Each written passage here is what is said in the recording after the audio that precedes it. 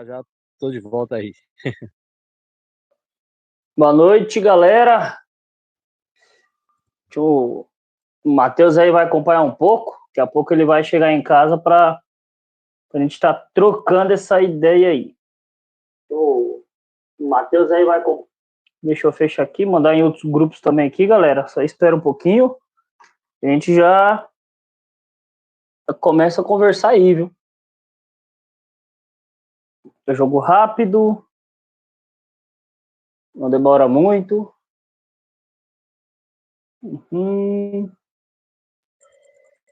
Pode dizer que é algo rápido, não consegue, né? Fazer o quê? É a vida. Aqui tá, pra mim tá meio complicado aqui, mas vamos que vamos.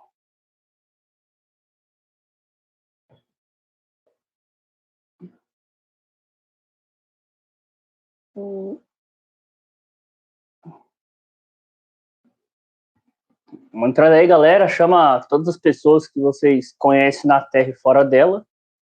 Vocês vão ver o brilhando aqui, porque tá um calor imenso. Mas fazer o que, né?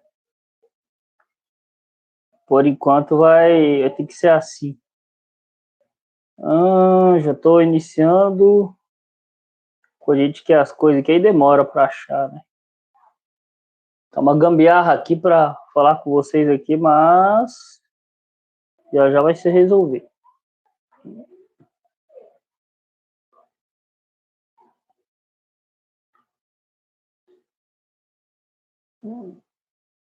Manda assim mesmo e acabou.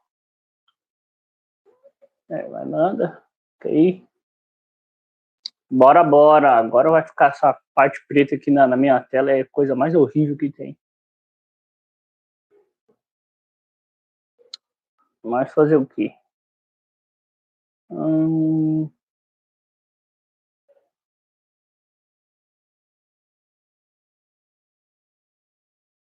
Cadê?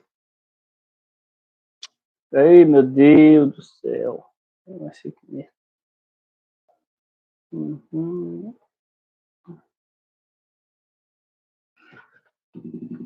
Como é difícil procurar as coisas aqui. O mouse parece que sumiu aqui no cursor do mouse. Olha isso, que doideira, gente. Agora sim. Não, deixa eu fechar aqui, que isso aqui não importa.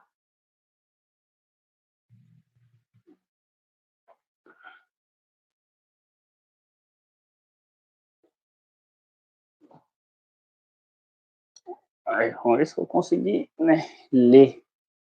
Tá bem escuro aí. Bom, ó, tô brilhando aqui, tomar muita água. Boa noite, galera. Agora sim, agora vamos conversar aí. Sejam todos bem-vindos. Mais um papo de jogo. O primeiro, vamos dizer, oficial do ano com tema, né? E dessa vez vou conversar sobre paleontologia. Já o Matheus está aí também para ajudar.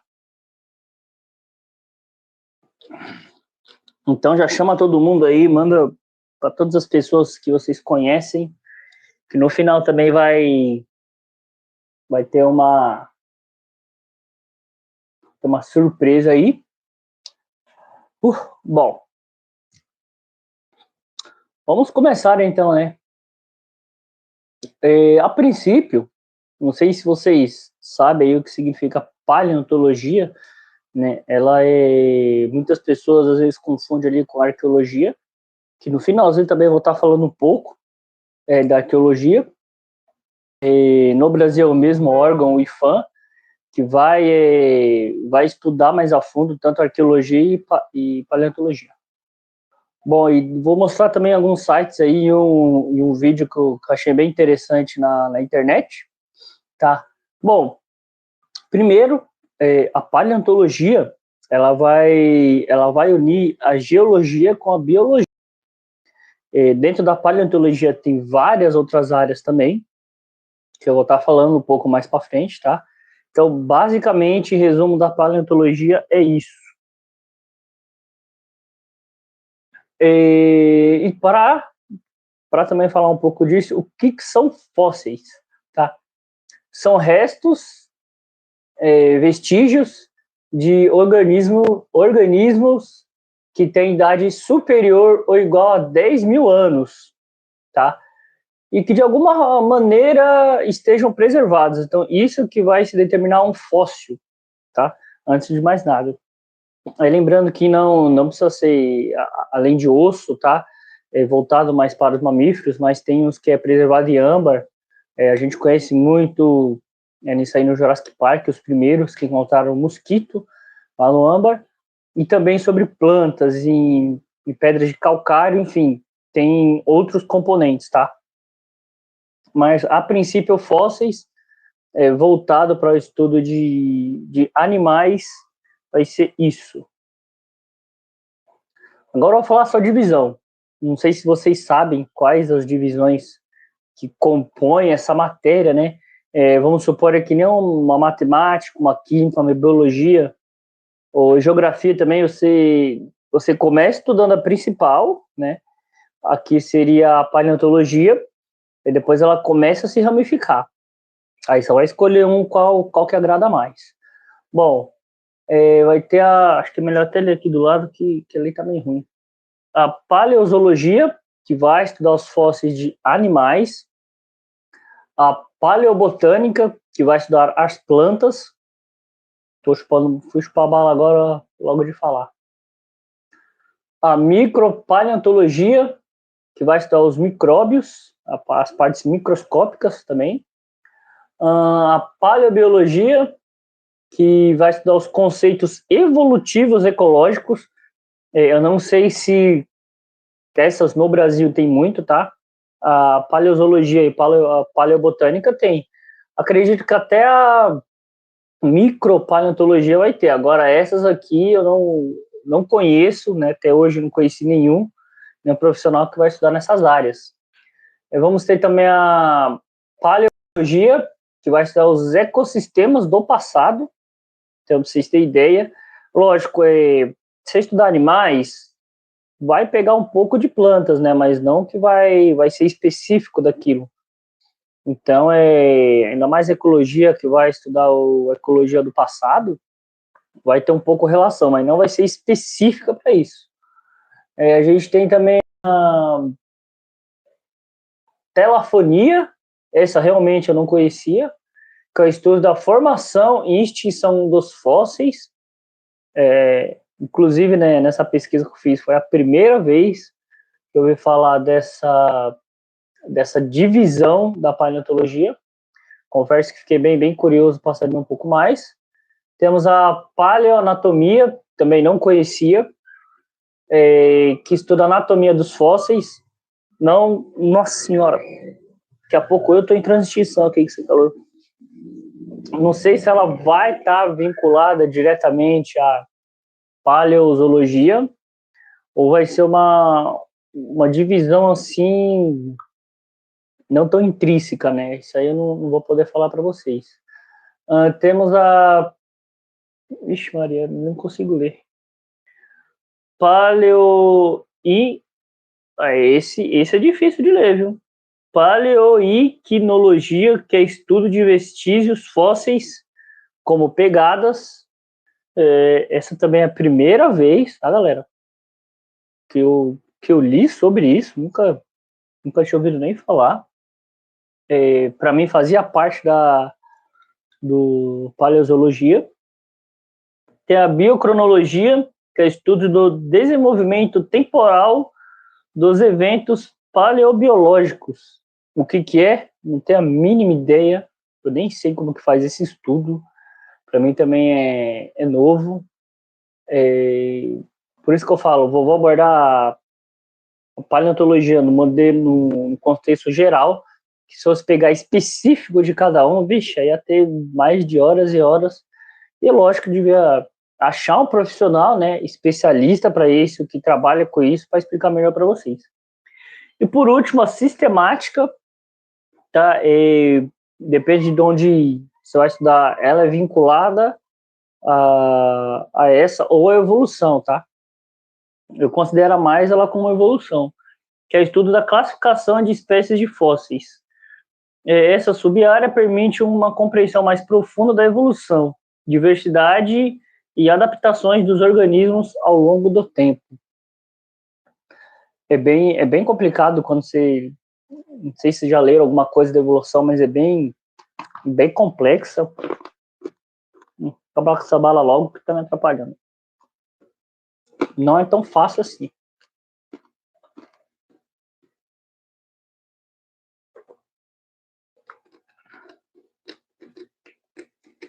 Se tiver pergunta aí, não sei, não tá aparecendo no chat aqui, não sei o que tá acontecendo também, né? Cadê aqui? Se tiver curiosidade de alguma coisa e eu souber, tá? Pode estar deixando aí. Bom, vou falar agora de algumas técnicas, tá? Que eles utilizam para estudar essa parte. Bom, as técnicas, vou falar da mais conhecida, que é a técnica datação por carbono 14, tá? Vou explicar também como ela funciona. Eu li um pouco mais a fundo aqui e eu falei, não, essa parte não vou nem explicar, nem eu entendi. As técnicas de datação estão divididas em duas: datação absoluta e datação relativa. A datação relativa é a técnica que permite avaliar a idade e formações geológicas em relação a outras formações próximas. Eu tô com a cabeça assim, galera, porque eu tô, né, parece que eu tô olhando pro alto, mas eu tô lendo aí para não ficar com a cabeça assim de lado direto. Parece que eu tô olhando lá em cima também. Cadê aqui? Já me perdi, ó. E outras formas, tá, pronto. E mais antigo ou não, por exemplo, enquanto a datação absoluta é feita através de cálculos de vida de determinados elementos radioativos, permitindo então que a idade das formações geológicas sejam definidas em valores numéricos, tá? A principal técnica utilizada para realizar os processos da datação é a técnica carbono 14.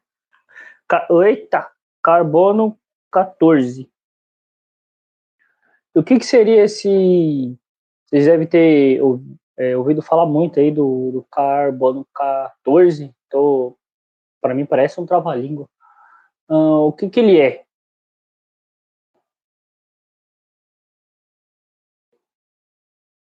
Olha, o Bob me falou qual é o processo que ele escreveu planta, mas eu acredito que foi um erro de digitação comum, se torna um fóssil específico. Bob, para quem não conhece, é uma frase de um filme aí muito conhecido que eu não assisti.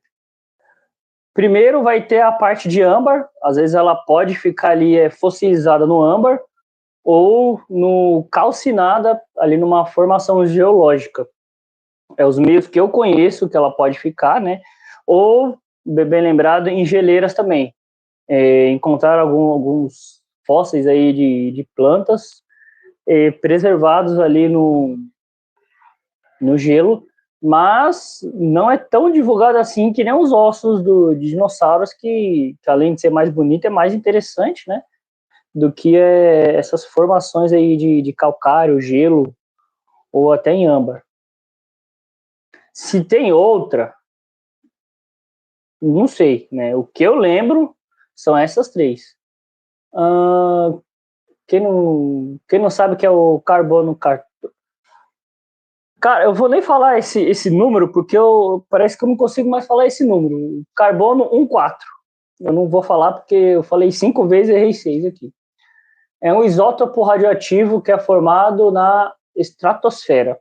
Eu peguei o resumo dele aqui, tá? Não vou entrar em específico. Forma-se por meio de bombardeamento de nitrogênio 14. Agora saiu. Por nêutrons de raios cósmicos. É bem específico. Ele é assimilado por todos os seres vivos de todos os níveis tróficos. Então, por isso que ele... Ai, caralho. Eu não estudei números, não. Kaitor. Z, 14. Um novo número aí que eu descobri. Tá vendo? Fico com gracinha aí na live, aí eu perco o raciocínio aqui, ó. Tá. É usada para determinar a idade de fósseis e de seus subprodutos. A técnica de datação que envolve esse isótopo é aplicada com segurança em objetos de 100 a 40 mil anos de idade. Então, por exemplo, se vocês morrerem daqui a 40 mil anos, se alguém for pesquisar em vocês, vão descobrir a idade que vocês têm.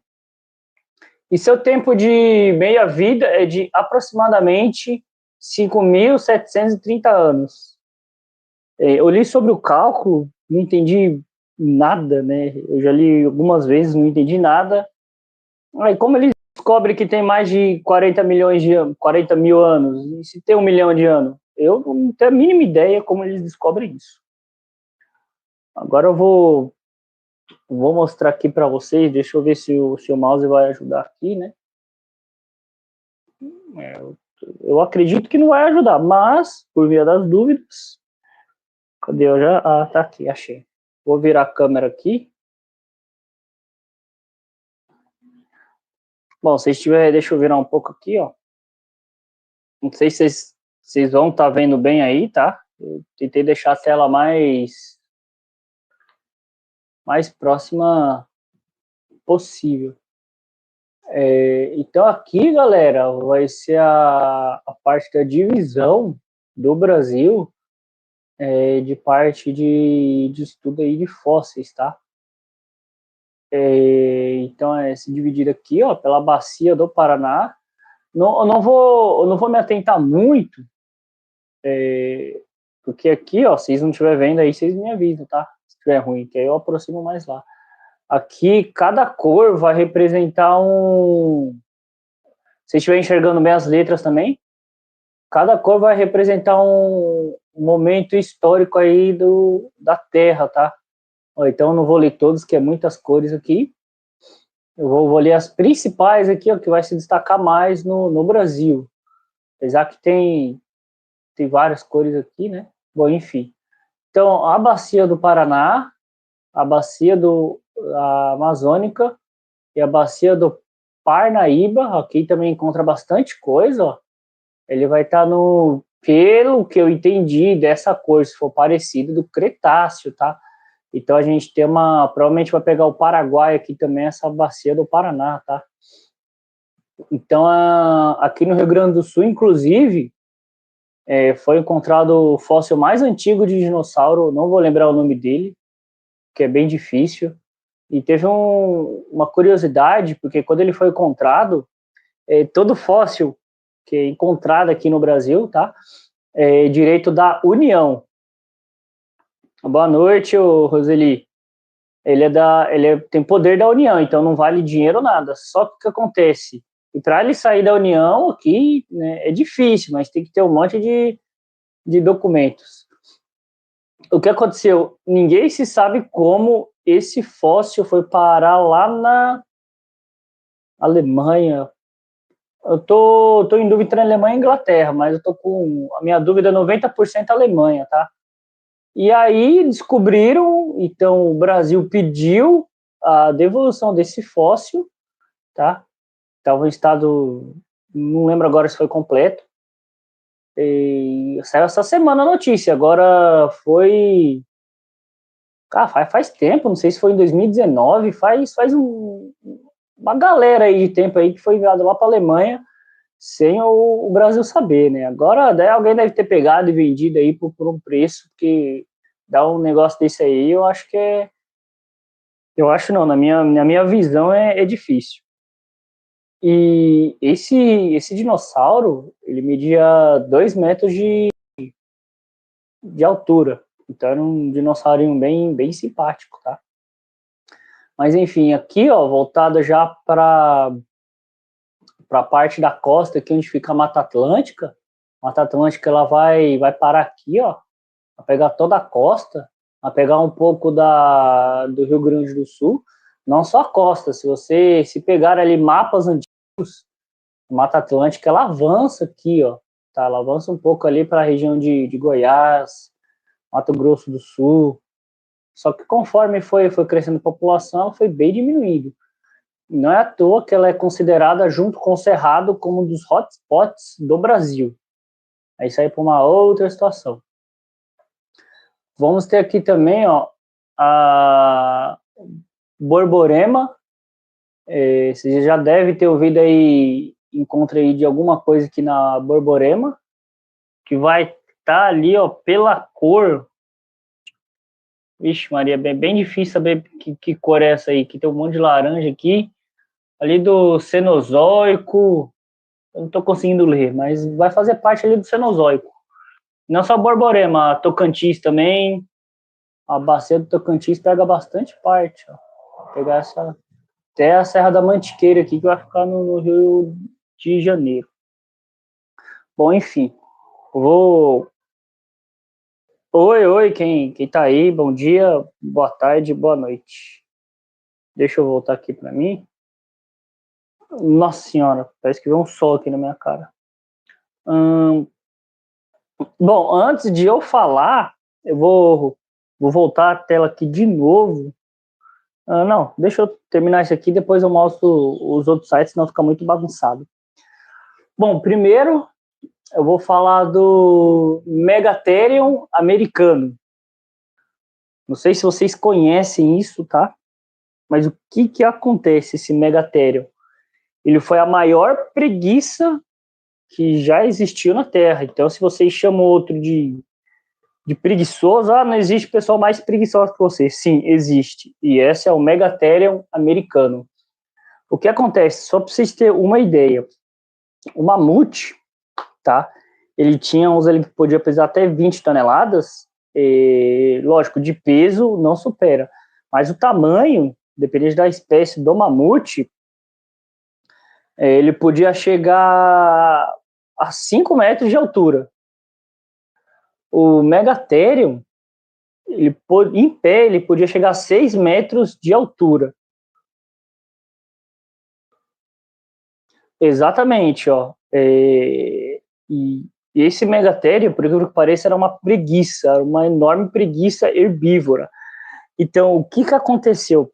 Naquela época, né, o Brasil não tinha tantas florestas assim, lógico, tanto o clima como o ambiente era diferente. Então, precisava de e as árvores eram altas, né? Lógico, hoje existe, mas não tinha muita árvore para as preguiças se locomover. Então, elas precisavam ser grandes para estar pegando fruto. E tirando que há estudos que esse bicho corria, tá? Ele não era arborícola, que nem as preguiças de hoje, era terrícola. Também um bicho de 6 metros. Deixa eu ver, com 4 toneladas, não podia subir em árvore, porque senão haja árvore, né? Então precisava desse tamanho. O que aconteceu? Conforme começou a criar muitas árvores, aí teve o período glacial, a própria natureza e a adaptabilidade também tem a parte da evolução, fez essa preguiça diminuir essa velocidade e encontrar o que a gente encontra elas hoje. Totalmente arborícolas, só desce ali para comer alguma coisa ou fazer uma travessia. As unhas também eram bem grandes, tá? Eu vi ali diz que foi da preguiça, tá? Eu fiquei entre da preguiça e o tatu. Diz que foi encontrado túneis da Megatherium imensa, assim, ó, lá, mais de 2 metros. Dá para entender que elas protegiam no subsolo, tá? Porque suas unhas eram muito grandes. Tem Eromatério, que encontra-se inclusive em regiões do atual Nordeste brasileiro, que é outra espécie de preguiça, tá? Viveu no período Pleistoceno. Quando alguém vai perguntar, quando que é esse período Pleistoceno? Muito tempo atrás. E viveu cerca ali de 2 milhões a 10 mil anos atrás. Então, assim, faz um pouquinho de tempo, tá? Não faz muito, não. Eu vou falar desse nome aqui, eu, sem querer, eu não conhecia esse, né? Eu vi na internet e pesquisando eu achei, é o Prionosuchus plumeri. Se alguém já ouviu falar desse nome aqui, é um nome bem interessante, tá? Ele foi o maior anfíbio que habitou o planeta Terra. Vou ler um pouco sobre ele aqui. O Prionossucho, ou aqui tá Prionossuco, chamado de crocodilo serra. Eu vou no final, tá? Vou mostrar a foto, tanto do... Não a foto real dele, porque eu acredito que naquela época não tinha fotógrafos, né? E também se tivesse, eu acho que não... Não, jacaré, é um anfíbio. Também eu vou falar um pouco do jacaré. É um grande anfíbio, tem... Cara, eu não sei por que o pessoal coloca esses nomes difíceis, né? Tem no... Tem nos Pondilo. É isso aí, galera. O que seria isso? São animais que vivem ali no... Pelo que eu entendi, tá? A pesquisa rápida que eu fiz, que vivem em rios e em pântanos. Ele viveu entre 299 a 272 milhões de anos atrás. Então, assim, faz um tempinho. Durante a época Cisuraliana, do período Permiano. Lá no Nordeste brasileiro. Então, no Nordeste ali teve por isso que é encontrado bastante coisa lá. Lá os animais eram meio exagerados. Né? Tá. Além de ter sido o primeiro tenospódio, eu vou falar assim porque eu nem sei como se lê isso. Mas vai ter um vídeo aqui que eu vou passar para vocês que o cara fala certinho. Formalmente descrito na América do Sul, é o maior anfíbio que já existiu. Baseando-se em espécies próximas, em comparações, ele vai lembrar o gavial moderno. Quem não sabe, o gavial é aquele jacaré que tem um bico grande, que é bem feio, por sinal. Eu não acho ele muito... Que é o Gavialis gangeticus.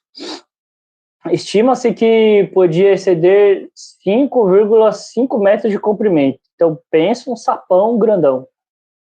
Não sapão, né? Também tem salamandras aí que são anfíbios. Os vestígios fragmentários desse animal foram encontrados na formação da Pedra do Fogo. Para quem não sabe onde é, eu também não sei, vou falar agora. Que contém uma floresta petrificada na bacia do Parnaíba, entre os estados de Piauí e Maranhão. Então, quem foi para esses estados aí não deixa de passar na Pedra do Fogo. E cadê? Vai ter mais... Ai, que maravilha. É aí que eu fiz caquinha aqui. Ó, acho que eu não sei mais mexer no... tem ok, não sei mais mexer não. Outro, eu já vi um... Não era um fóssil, era um... Esqueci o nome, no Catavento, no Museu de São Paulo, tem uma maquete lá, um bicho lá, fizeram um protótipo dele lá. Isso é o Cliptodonte, que seria os tatus de antigamente. Então, você vê um tatu canaço e fala, nossa, que tatu grande. Não, esse era bem maior, você podia montar em cima dele e ir embora. Capaz de coletar mais que um quid, viu? Em média, os cliptodontes, porque tem várias espécies, tá? Vou até mostrar uma foto aqui de 3 espécies, possuíam 3 metros de comprimento e pesavam em torno de 1 tonelada. É praticamente um quid armadura, que você podia montar e para onde você quiser. Além da carapaça típica, os cliptodontes contavam com uma cauda com estruturas pontiagudas. Vai se assimilar basicamente aquele dinossauro que era um tanque de guerra que batia em... Eu não vou lembrar o nome dele, porque dinossauro não sou muito bom, não. Que ele tinha tinha uns que tinha uma bola assim no rabo de osso, não sei se era de osso ou de músculo, e outros que tinham espinho. Vai ser mais ou menos aquilo, tá?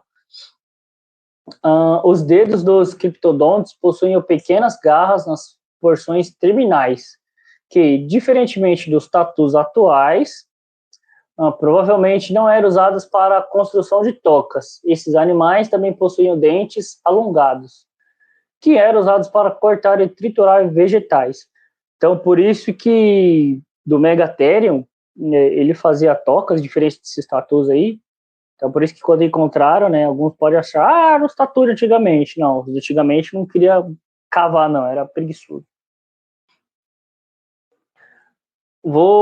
Esse aqui, galera, ele vai ter no Brasil o fóssil dele no museu, não lembro, que eu vi também na internet e achei interessante.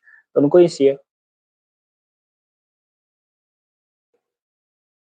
E claro, não podia existir no Brasil, né? O que é o Purosaurus brasiliensis, que parece que eu tô xingando vocês, não. Vou contar um pouco da história dele e como veio a extinção dele. Dos outros ali, eu acredito que do maior anfíbio ali, qual é o nome do bicho aí? Ah, o anfíbio lá que eu falei, o Boca de Serra. Eu acredito que ele se deu a extinção igual a esse o Purosaurus. Era um predador de topo generalista. O que significa isso? O que vem pela frente ele come. Se tiver terra, dragão, ele tá comendo. Estimativas indicam que ele media cerca de 13 metros. Então, vocês pensam aí, 13 metros, o que tem um animal de 13 metros hoje na Terra, tirando as baleias assim, não me recordo. Que os crocodilos do Nilo vai chegar ali em torno de 7 metros, tubarão branco também, mas voltado para a Terra. Eu acredito que vai ser o crocodilo do Nilo e umas piton. E não vai chegar a esse tamanho, né? Talvez no máximo ali 9 metros, mas eu chuto 7, tá? Sendo que apenas o seu crânio chegava a 1,40 m. Então, se alguém conhece aquelas pessoas pequenininhas, então vocês imaginem o crânio do bicho do tamanho de uma pessoa. Se ele abrir a boca, tchau, arranca você e quem tá do seu lado junto. Caracterizada por ter dentes pontiagudos na parte da frente da boca para capturar e arrancar pedaços de dentes baixos e arredondados, na parte de trás para quebrar coisas duras como tartarugas e ossos. Então ele tinha 2 tipos diferentes de dentes e eles faziam o mesmo esquema dos, para quem não sabe, isso aqui é jacaré, tá? Então foi o maior jacaré que já existiu. Ele puxava os bichos, ele afogava, e que nem os crocodilos e jacarés de hoje, ele dava aquele giro mortal, que se um jacaré fazer isso com você, mas tem um papo amarelo que é pequeno, então você deixa um papo amarelo morder tua mão e levar para baixo e dar girada que tu perde a mão. Se não perder a mão, perder os dedos. Estima-se que a mordida tinha uma força aproximada a 7 toneladas. Galera, 7 toneladas. Vamos lá para vocês terem ideia.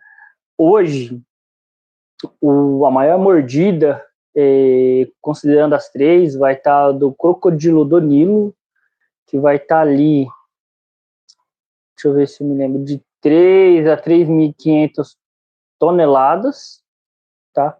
Eu não vou lembrar certo. Depois vai ter outro crocodilo também, que é por lá, eu não lembro, e o terceiro, que é a da onça, tá? Que é o mamífero com a mordida mais forte que tem, que vai chegar ali 1,5 por aí. Pra vocês terem ideia, a onça, se pegar na tua cabeça, ela vai esmirilhar a tua cabeça. Robusto, largo e com narinas grandes, capaz de matar apenas com uma dentada. Entre aspas, né? Porque ele tem muitos dentes, então seria uma dentada. Para sustentar o seu corpo, esse super jacaré tinha que consumir cerca de 40 quilos de alimento por dia. Então, quase um boi. Boa noite, Priscila. Isso, o jacarezinho. Vocês acham que o jacaré... tem o jacaré ali, é grande. Não, esse aqui era diferenciado. Agora, vou mostrar a foto desses bichinhos e depois eu vou mostrar aqui um vídeo, um documentário aqui, um vídeo. Um documentário não deixa de ser um vídeo, enfim, para vocês. Aqui, ó, esse aqui é o Megatherium americano, a verdadeira preguiça imensa. Então, olha o tamanho desse cavalo aí, né? Quem fala que isso aí era uma preguiça, então se antigamente homens caçavam, se comesse um bicho desse aí, ia ficar uns 16 anos comendo carne que nem ia acabar. Ia apodrecer e nem ia acabar. Então, pra vocês terem ideia, não... Peguei essas imagens da internet, tá? Então, não sei de que museu tá, se é do Brasil ou não. olhando para esse cara aí, ó, não me parece brasileiro, que não tem cara de brasileiro. Aqui é esse que eu tentei lembrar o nome, o Prionosuchus plumeri, que era um anfíbio esquisito, né? Não sei se vocês estão conseguindo ver aí, se está claro para vocês, senão dá uma regulada aqui na luz aqui, fica... Ele foi encontrado em conjunto inteiro. Bom, o do jaca, o Prionosuchus... Ah, não, da preguiça... Boa pergunta, filho. Eu gostei dessa pergunta. Teve só um fóssil que eu vi, que é difícil encontrar fóssil inteiro, né? Eu não vou lembrar o nome de dinossauro porque é difícil. Olha lá, ó, como não tem nome popular, né? Tudo nome científico. Isso aí eu não vou saber te dizer, viu? Agora eu vi o Cliptodonte. Olha lá, ó. Por isso que eu falei para vocês. Olha o tamanho do bicho, você podia montar e correr em cima dele. Aquela cauda ali que eu falei para vocês, ó. Que tem alguns dinossauros que tem isso aqui também, ó. Tá? Ainda bem que hoje os tatus não tinha isso, que senão aí já pessoa, né? Era praticamente um mini tanque, ó. Se todos tinham isso, não sei. Tá? Eu fiz as pesquisas que eu fiz, não fala se todos iam ter vamos dizer, esses espinhos aqui, ó, grandes ou pequenos, enfim, né? E é isso aí, ó. Vou mostrar outro agora, o Purosaurus brasiliensis. Aqui eu não sei se vai dar para vocês verem, tá? Eu vou estar lendo aqui para vocês, porque a imagem ela acaba sendo um pouco pequena. Eu vou nem usar o mouse aqui porque tá difícil. Esse primeiro, oh meu Deus, aí ó, voltando. Bom, esse primeiro ali é o Alligator do Mississippi. Eu nem li o nome certo dele científico. Não sei se existe esse bicho, eu acredito que exista, tá? Vai ter o Crocodilos porosos. Até aqui, na minha acreditação, eu acredito que existe. Agora, do Purosaurus para baixo, esses aí já virou saudade. Vamos ter ali o terceiro, o Purosaurus neivensis, aí o Sarcosuchus hart, vamos ter outro Sarcosuchus imperador, o Deinosuchus riograndensis. Pelo nome riograndensis, dá para entender que ele veio no Rio Grande do Sul, né? Pelo nome.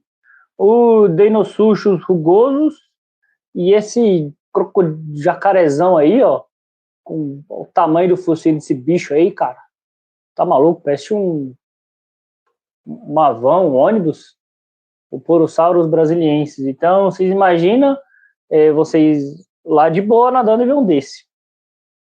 Bom, eu ia falar como ele foi extinto, tá? Naquela época, o Rio Amazonas ali, ele tinha outros no conjunto e era muito grande e era muito banhado ali, muito pântano, então esses bichos precisavam de muito espaço para obter ali o recurso da alimentação. Conforme veio a cordilheira, começou a crescer, o rio ele começou a encurtar, então esses bichos começaram a ter pouca movimentação e os alimentos também diminuindo, e com isso veio começar o surgimento da floresta amazônica, e esse bicho ele não acabou, vamos dizer, sendo extinto, e a sua evolução aí do jacaré que a gente vê hoje começou a diminuir para se adaptar ao meio. Então acredito que conforme a cordilheira subiu, muitos animais morreram. E para quem não sabe, o tigre-dente de sabre, ele também habitava no Brasil, tá? Ele pesava cerca de 900 quilos. Eu não coloquei ele aqui porque todo mundo conhece, né? E ele morreu com uma doença típica que dá nos ossos de animais que crescem muito rápido. Eu não vou lembrar a doença, mas estudos apontam que foi o principal efeito que ocasionou da sua extinção. E graças a Deus, né? Se com a onça aí a gente já se caga de medo, imagina um tigre dentro de sabre, com sua presa ali, apesar que ele não usava muita presa, tá? Ele atacava mais com as garras. Podia chegar, se não me falha a memória, 90 centímetros. E agora a comparação com o humano. Oi, quase derrubei aqui, ó, que maravilha. Pra vocês terem ideia, o megatério ali tá 4 metros, tá? Mas outras pesquisas que eu fiz, ele em pé ali dava 6 metros maior que o mamute. Então, praticamente ele montava em cima do mamute e corria. Então, hoje, se a gente vê as preguiças, acha inofensivo, imagina encarar parece um urso isso aí, né? Ali embaixo vai ter o Prionossuchus, com 1,80 m de tamanho, um anfíbio. Ali tá 1,80 m, né? Mas vai depender ali como se diz, do tamanho dele, que ele pode chegar até. Ah, não, ó, tá vendo? Isso que dá no saber ler, ó. Ali é 9 metros, 1 metro ali que seria a pessoa. Isso que dá. Achar a imagem e não saber interpretar ela. Acontece. Ali vamos ter o tatuzão, né? Olha o tamanho dele, é um carro ali.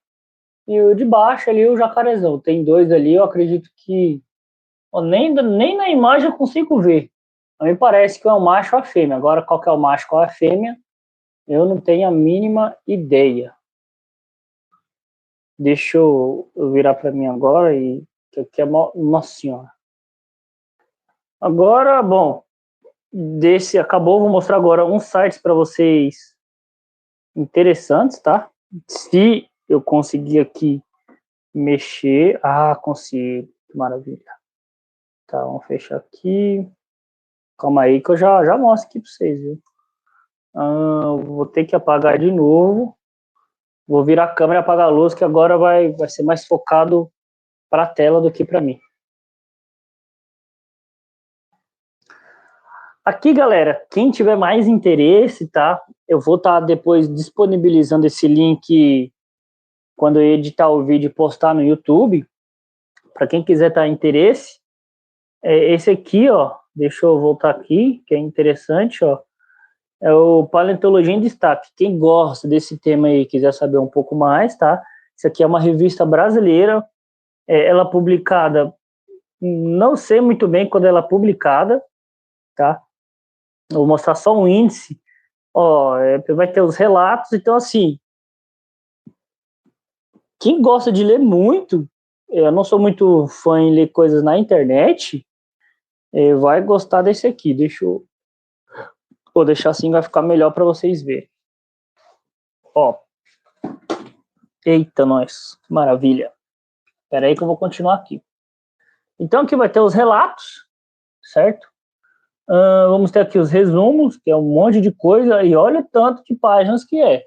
Vai ler todas? Não, mas eu acredito que ele umas 300 páginas vão ler. Então vai ter tudo o resumo do que eles descobriram, ó. Vamos clicar em uma aqui, ó. Eu nem sei se vai ler, tá? Ou é somente fotos. Ó, quem me perguntou aí do que eles encontram, ó. Então é bem complicado mesmo, né? E a pessoa passa aí na pedra, eu nem sei se vocês vão conseguir ver, porque daqui do computador já tá difícil ver. Ó, eu vou explicar o que é isso, são células. Aqui, ó, que me perguntou. As células do xilema de plantas atuais e fósseis podem ser estudadas para identificação taxonômica. Então, se isso aqui é uma planta, ó, eu nunca na minha vida ia falar que isso aqui é uma planta. Não sei se vocês estão conseguindo ver aí, tá? Então, essa vai ser a revista aqui, ó, com bastante informação aí. Quem tiver interesse de pesquisar um pouco mais a fundo. Bom, da onde eu baixei essa revista, foi nesse site aqui, ó, que eu vou estar disponibilizando também, que é a Sociedade Brasileira de Paleontologia.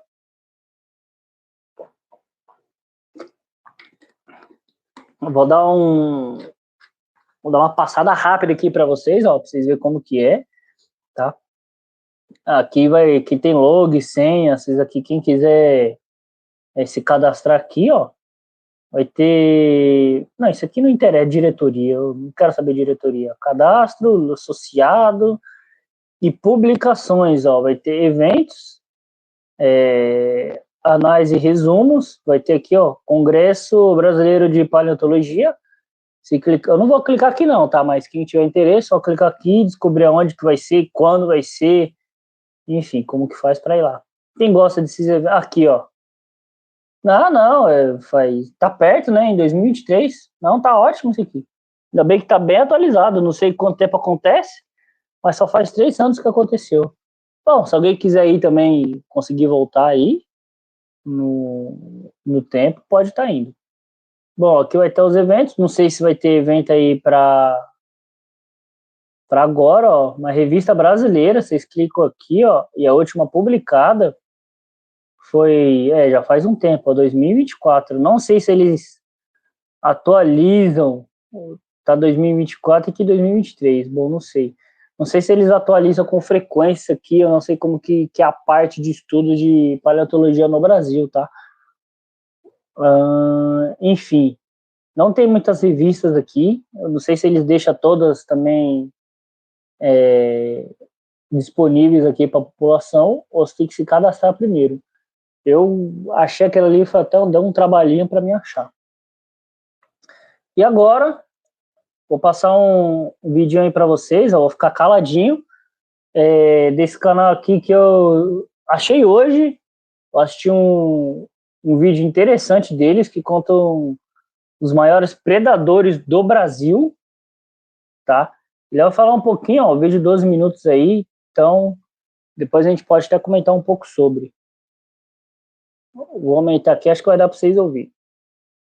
Do supercontinente Pangeia e ficava situado no bloco Gondwana, que era localizado mais ao sul, juntamente. Deixa eu voltar o vídeo também, né? Porque que eu me empolguei. Além de que o clima era bem diferente do que vemos hoje. No início da era dos dinossauros, ecossistemas que abriam milhares de espécies. Mas você já se perguntou como era o nosso país há milhões de anos atrás? Vamos explorar como era o Brasil. Fizeram uma pergunta aqui, depois do vídeo eu vou responder, tá? Na época dos dinossauros. Vamos descobrir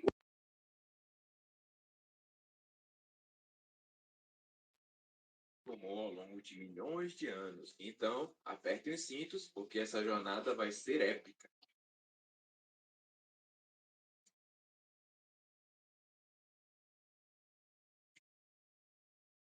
O berço dos primeiros dinossauros.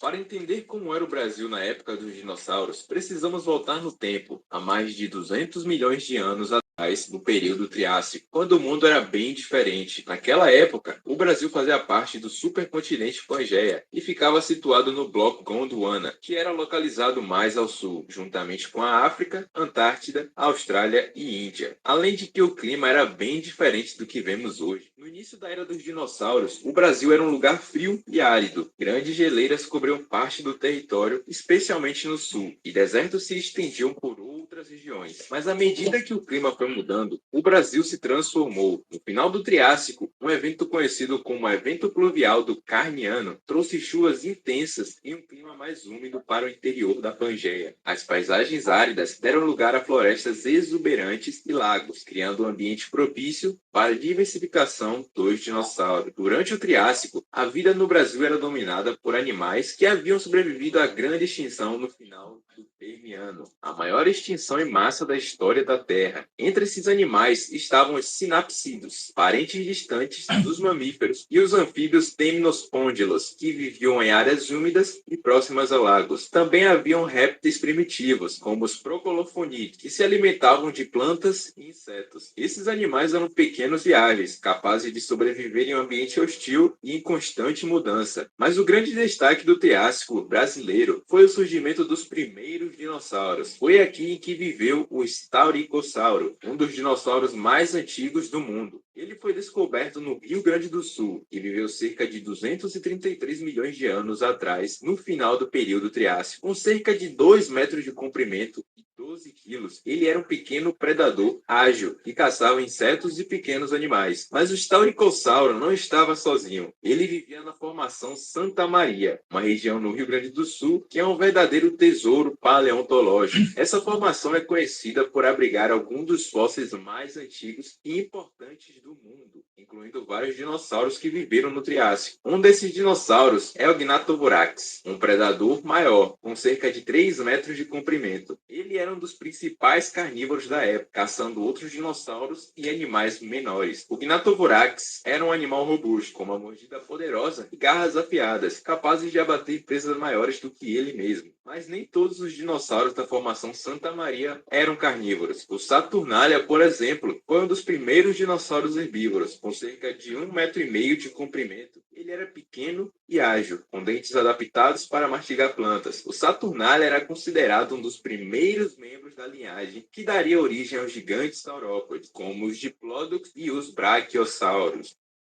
A Era dos Gigantes começa.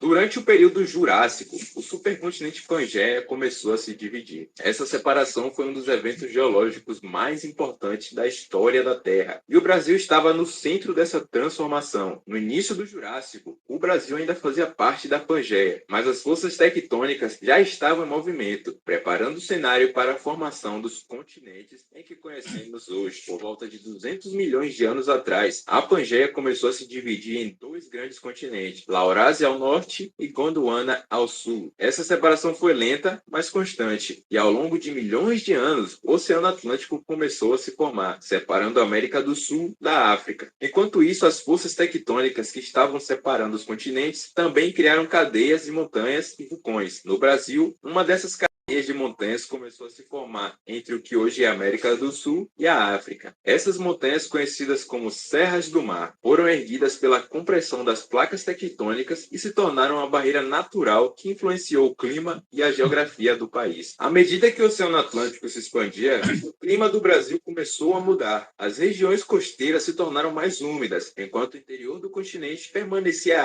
Essa mudança climática teve um impacto profundo na vida que existia no Brasil durante o Jurássico. O clima do Brasil no Jurássico era mais quente e úmido do que no Triássico, especialmente nas regiões costeiras. Florestas de coníferas, cicadáceas e ginkgo bilobas cobriam parte do território, criando um ambiente ideal para os dinossauros herbívoros. Essas florestas eram densas e cheias de vida, com uma variedade de plantas que serviam de alimentos para os grandes herbívoros. Embora o registro fóssil do Jurássico brasileiro seja escasso, alguns dinossauros fascinantes viveram aqui durante o período. Um deles é o Anquilossauro, cujas pegadas foram encontradas em Rosário do Sul, no Rio Grande do Sul. Essas pegadas, com cerca de 150 milhões de anos, pertencem a um dinossauro herbívoro fortemente armado, que provavelmente vivia em um dos grupos e se alimentava da vegetação densa das florestas jurássicas. Outro dinossauro que pode ter habitado o Brasil no Jurássico é o Alossauro, um grande predador que dominava as cadeias alimentares da época. Embora não tenhamos fósseis completos desses animais aqui no Brasil, sabemos que ele estava presente em outras partes de Gondwana, como na Argentina e na África, o que sugere que ele também pode ter vivido aqui em algum momento desse período. Apesar dessas descobertas, o Jurássico brasileiro ainda é um grande mistério para os paleontólogos. A maioria das rochas desse período foi erodida ou coberta por sedimentos mais recentes, o que torna difícil encontrar fósseis. No entanto, os poucos fósseis e pegadas que foram encontrados nos mostram que o Brasil era um lugar cheio de vida, com uma diversidade de dinossauros e outros animais que ainda estamos começando a entender. A Era de Ouro dos Dinossauros. O período Cretáceo foi a Era de Ouro dos dinossauros no Brasil. Nessa época, a separação entre a América do Sul e a África estava quase completa, e o Oceano Atlântico já cobria grande parte do espaço entre esses dois continentes. O clima do Brasil no Cretáceo era muito diferente do que vemos hoje. Nas regiões tropicais, especialmente no Nordeste, o clima era quente e úmido, com chuvas frequentes que sustentavam florestas densas e lagos rasos. Essas florestas eram dominadas por coníferas, cicadáceas e as primeiras angiospermas, ou plantas com flores, que começaram a se diversificar nessa época. As angiospermas foram uma das grandes revoluções do Cretáceo. Essas plantas, que produzem flores e frutos, começaram a se espalhar por todo o planeta, transformando os ecossistemas. No Brasil, elas se tornaram uma importante fonte de alimento para os dinossauros herbívoros, como os saurópodes e os ornitópodes, que se alimentavam das folhas e frutos dessas plantas. Enquanto isso, no sul do Brasil, o clima era mais seco, com grandes desertos e vegetação esparsa. Essas regiões áridas eram habitadas por dinossauros adaptados a ambientes hostis, como os abelissaurídeos, que tinham como principal representante aqui no Brasil o Picnonemossauro, predadores que caçavam em grupos, e os Austroposeidons, herbívoros gigantes que podiam sobreviver com pouca água e vegetação. Uma das regiões mais importantes do Brasil no Cretáceo foi a Bacia do Arari, que se estende pelos estados do Ceará, Pernambuco e Paraíba. Essa região é extremamente valiosa para a paleontologia. Ela é conhecida por seus fósseis incrivelmente bem preservados. Aqui foram encontrados dinossauros, pterossauros, peixes, tartarugas e até insetos fossilizados, todos datados de cerca de 110 a 120 milhões de anos atrás. Entre os dinossauros mais famosos da bacia do Araí estão o Irritator, um espinosaurídeo que vivia à beira de lagos e rios, caçando peixes e outros animais aquáticos. Com cerca de 8 metros de comprimento, ele era um predador ágil e eficiente, com um focinho longo e dentes afiados, perfeito para capturar presas escorregadias. Outro dinossauro fascinante dessa região é o Birajara, um pequeno dinossauro com penas coloridas que viveu cerca de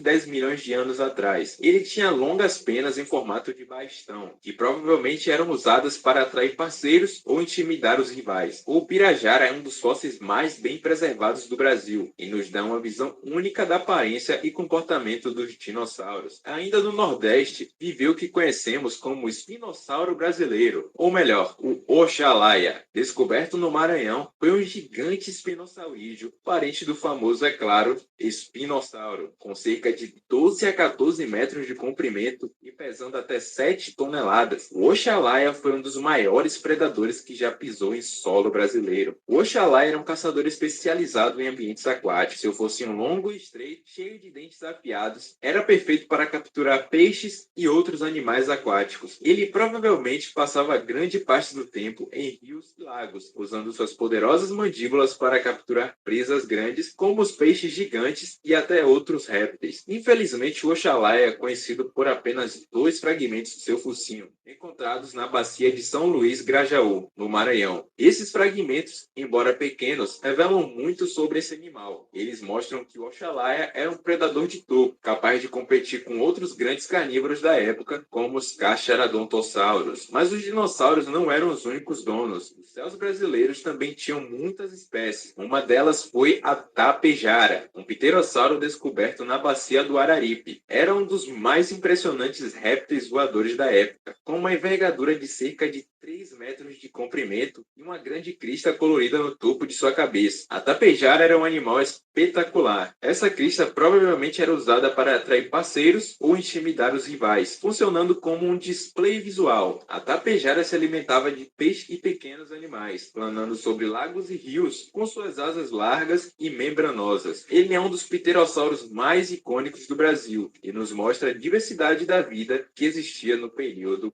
Cretáceo.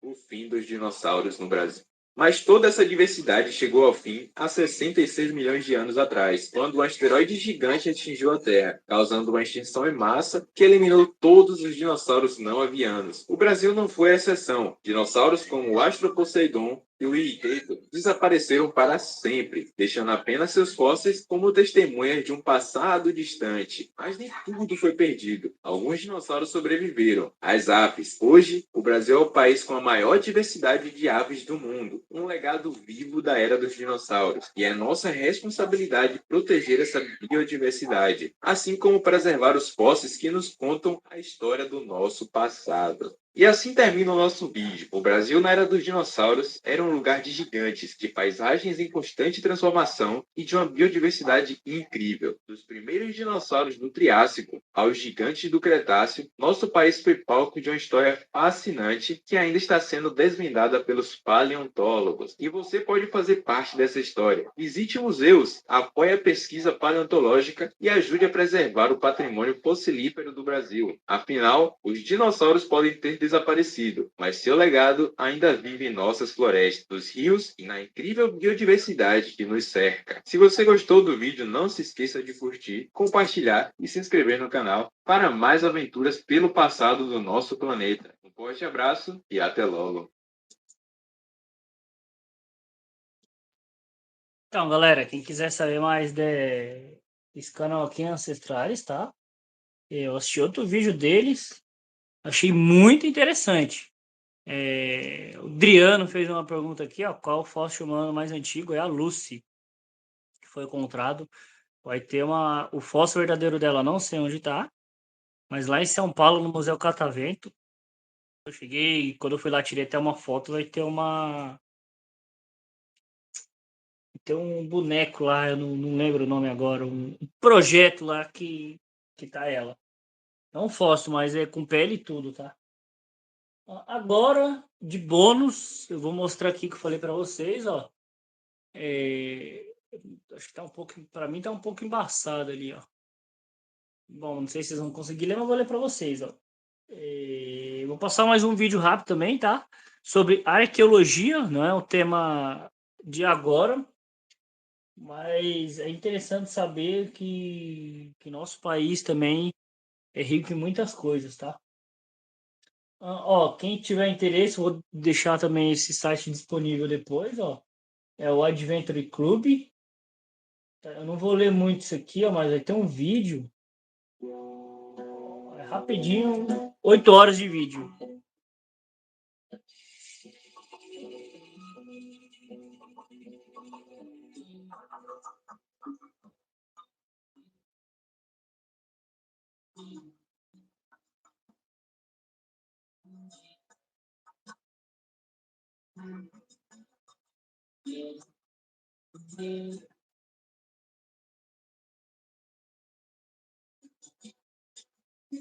Na região do Parque Nacional Serra da Capivara, os principais sítios que são encontrados são os abrigos com pinturas rupestres, ou seja, são as áreas protegidas, né?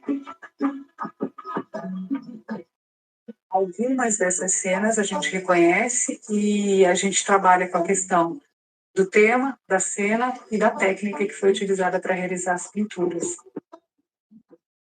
Normalmente, as pinturas que mais chamam a atenção na região da Serra da Capivara são aquelas que têm cenas, que têm temas, que estão contando alguma história, né, que fazem parte de um sistema de comunicação.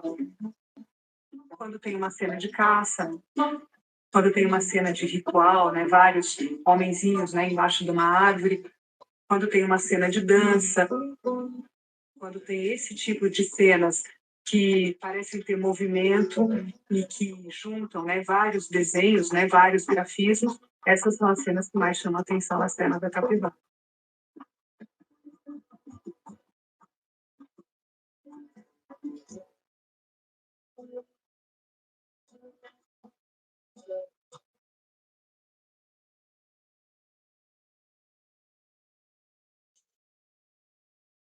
Em 1963, eu trabalhava na Universidade de São Paulo, no Museu do Ipiranga, era arqueóloga lá. E uma pessoa que veio visitar me disse, lá perto da minha cidade, no sul do Piauí, também tem esses desenhos de índios. E me mostrou umas fotografias.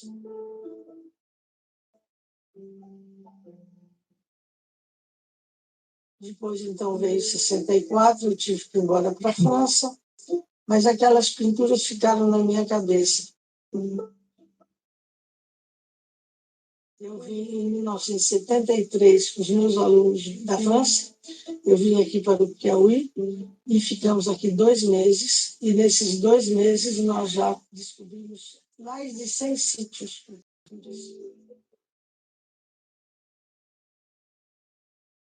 Inclusive, algumas pessoas diziam, mas o que a senhora se importa com esses desenhos que aqueles bichos pelados que andavam por aqui faziam? O que tem aí é único. Hoje nós temos mais de 400 sítios com pinturas. Tudo isso precisa ficar protegido. Os bichos pelados que andavam por aqui fizeram coisas muito bonitas.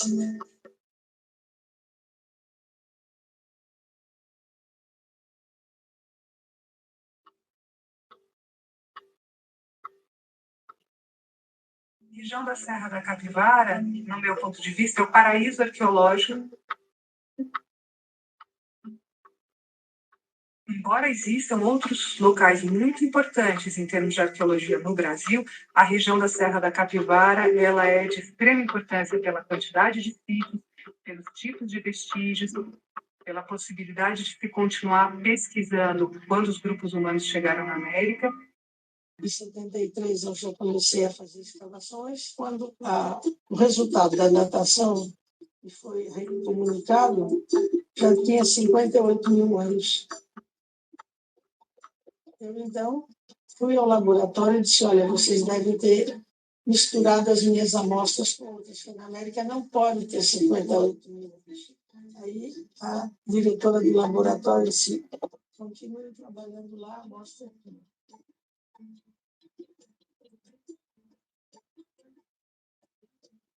O que se sabia sobre o povoamento das Américas, até se descobrir, né, ocupações humanas antigas aqui na região da Serra da Capivara, era que os grupos humanos teriam saído da Ásia, né, teriam atravessado o Estreito de Bering num período em que estava mais frio e a água congelou, e que esses grupos humanos teriam se deslocado caminhando até a América, e que os sítios mais antigos estariam, então, na região da América do Norte.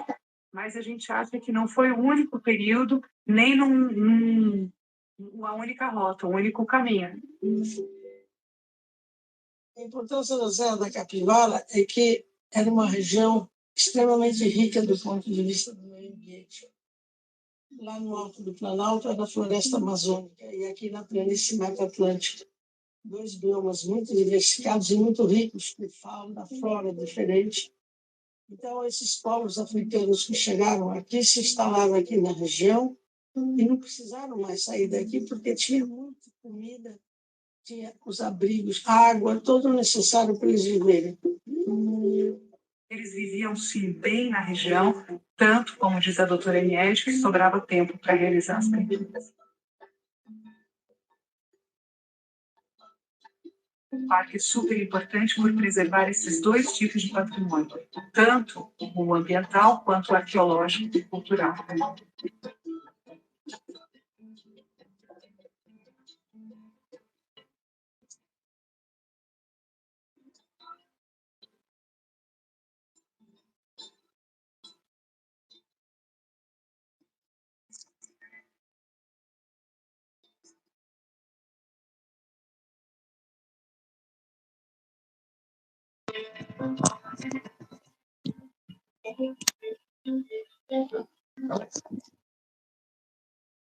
Bom, galera, agora eu vou... Cadê minhas ferramentas agora? Aqui, achei. Só vou ler algumas partes aqui, tá? Que é sítios arqueológicos. Deixa eu ligar a luz aqui. Então, quem tiver interesse e for para um lugar desses, tá? Pode estar encontrando esses sítios aí, que vão ser o Parque Arqueológico Solstício, que vai ficar ali no Calçoene, e eu vou ler por aqui porque tá bem difícil ali. No Amapá, o Parque Nacional Caetibau, Buíque, Tupanantinga e Ibirimi, Pernambuco. Outra é a Pedra Pintada, Pacaraima, Roraima, São João Batista, entre Ijuís, no Rio Grande do Sul, e o outro que é o Lajeado da Soledade, Apote, Rio Grande do Norte, tá? Então esses vão ser os sítios aí, vamos dizer, os 5 ali mais, segundo o site, importantes do Brasil. E vai ter outros também ali, que é o Machu Picchu, né, que é no Peru, um dos mais conhecidos ali, né? Luxor no Egito, Delfos na Grécia, eu quero ver falar Pompeia na Itália, eu quero ver falar isso aqui. Angkor Wat no Camboja, nem sei se é assim que se fala, Tikal na Guatemala e Petra na Jordânia. Esses vão ser outros sítios arqueológicos, lembrando que a arqueologia ela vai ter voltado ali mais para seres humanos, né, e a ocupação dele, inclusive artes rupestres. E até então, onde se tem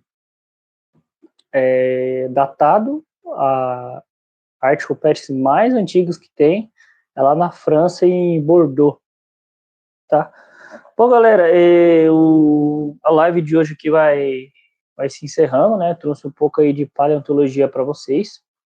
Umas curiosidades aí, lógico, se fossem trazer todos os animais que obtiveram aqui no Brasil, vixe, temos que falar era do gelo, que nem o canal ali falou, tantos animais, inclusive aquele de 2 metros de comprimento, esse aí, falei de altura, mas comprimento, esse aí que foi pirateado lá para outro país,